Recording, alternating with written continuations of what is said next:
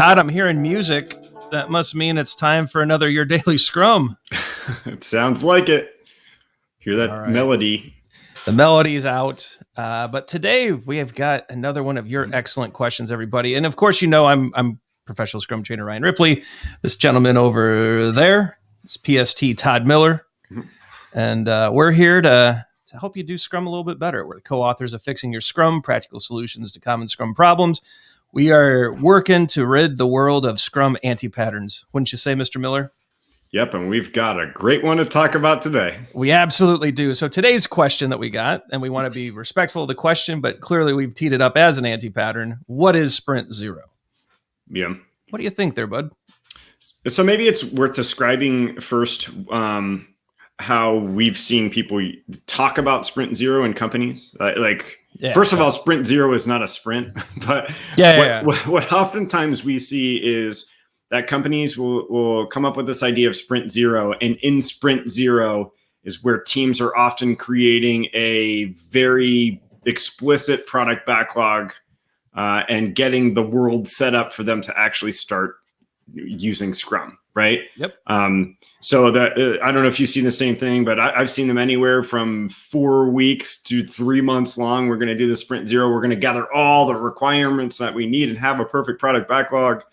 Maybe set up some infrastructure and architecture and do all these things so we're ready to sprint. What's that smell like to you, Ryan? Smells like we're chasing waterfalls.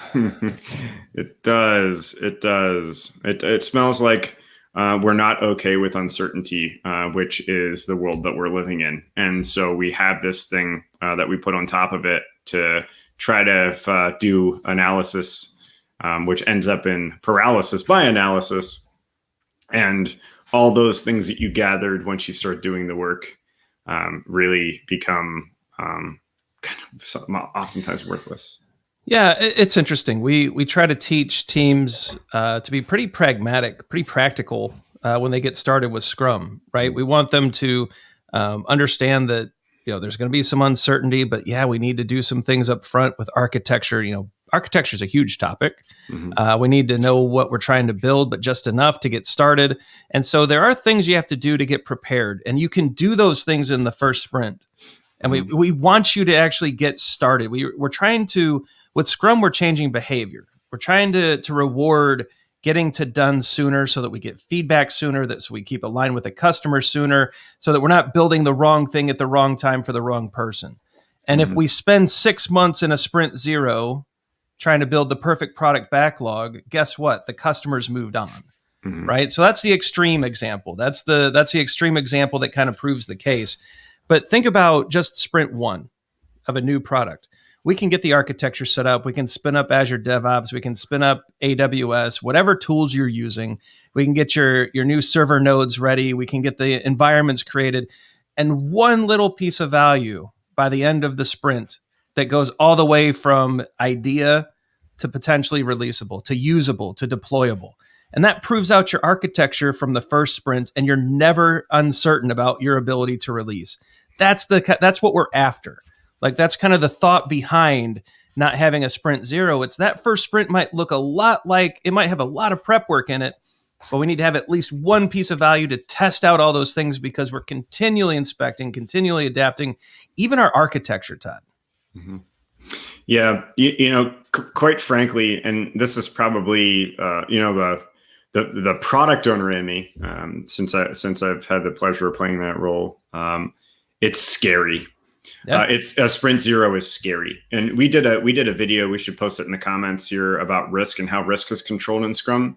I see if you're using a Sprint-0 to gather all the requirements that you meet, I see risk just building and building and building and building. And like you said, I need to get into empirical process control as soon as possible. We need to be building increments as soon as possible, knowing all the imperfections in our requirements and with the way our architecture might initially seem like it's set up. Right. And then we just need to revise and iterate, and make sure that we're making this work well understood, right?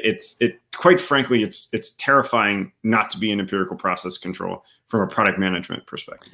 Todd, just a super quick story. I know we're coming up on that 5-minute mark that everyone starts to shut it off, but just real fast. I was working with a company. They built out this huge monstrosity of a search cluster. They were using all the latest tools and all of this crazy equipment. Turns out we needed just a small portion of that because the product pivoted, things changed. And so what I really like is this mentality also gives us the idea that architecture should also be minimal but sufficient, just as our product backlog should be minimal but sufficient. And this kind of constraint forces us into that thinking, right? Minimal but sufficient is the swing thought here. Yeah. And so I guess to kind of put a cap on this, there is no Sprint-0. It's an anti-pattern for all the reasons that we listed. There is no Sprint-0. There is no Sprint-0. All right. I think that's it for this video. Thank you for watching. Thank you for tuning in. You know what? I did a little analytics, Todd, and this might surprise you. Half the people watching are not subscribed to our channel. Wow. Isn't that crazy? So hit that like and subscribe button so you know when we drop the next video, when we answer your next question. Be sure to leave questions in the comments. We love answering viewer questions, and so make sure you leave your questions below. Leave us a comment about Sprint-0. Maybe you've seen it be a huge benefit and blessing to a team. Tell us all about that as well. Check out the socials. Check out the extra videos that we've posted here. I'll make sure to put the risk video below as well. And for Todd Miller, I'm Ryan Ripley. Have a great day. Cheers.